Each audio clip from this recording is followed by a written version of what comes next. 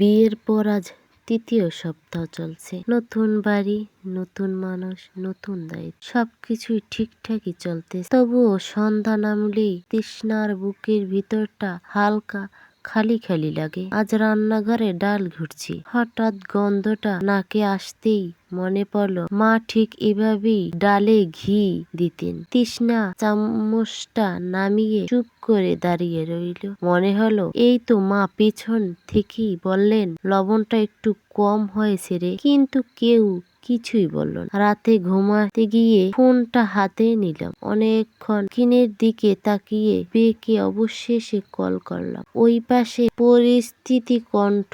Hello মা। তৃষ্ণার গলা কেঁপে উঠল।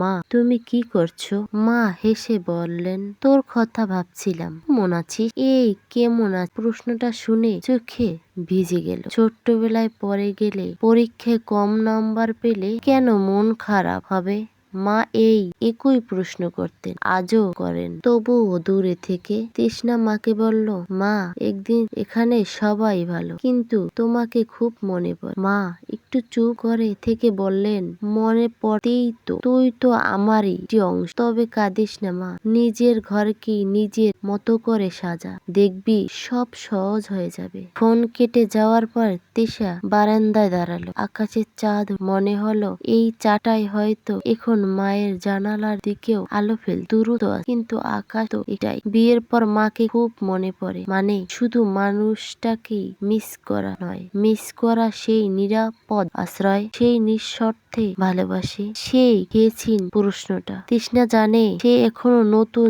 জীবনের পথে হাঁটে, তবুও তার ভিতরে কোথাও একটা ছোট মেয়ে বয়ে, যে মাঝে মাঝে খুব মায়ের কোলে মাথা রাখতে যায়।